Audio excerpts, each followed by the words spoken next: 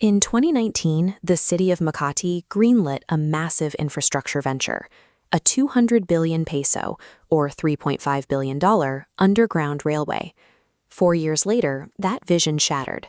The original joint venture agreement between the city and lead developer Philippine Infradev outlined a 10-kilometer line with 10 stations.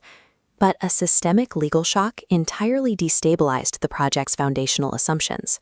In 2023, the Supreme Court of the Philippines issued a final ruling on a decades-old territorial dispute. The court stripped Makati of jurisdiction over 10 neighborhoods, known as the Embo barangays, transferring them permanently to neighboring Taguig City. That judicial boundary sliced directly across the transit corridor. Instantly, 5 of the planned subway stations and the proposed train depot fell outside Makati's borders. With the alignment severed, the expected traffic of 700,000 daily commuters plunged to a completely unviable metric.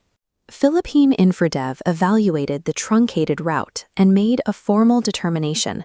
Proceeding was no longer economically or operationally feasible. All construction activities were immediately suspended, and the developer abandoned the project. A sudden jurisdictional shift can erase the bedrock economic math of a megaproject overnight.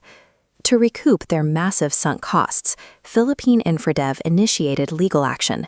They filed a $1.7 billion lawsuit against Makati at the Singapore International Arbitration Center.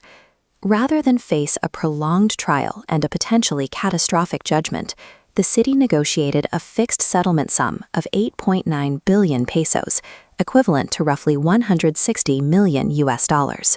Former Makati Mayor Abby Binay executed this settlement agreement just prior to her transition out of office.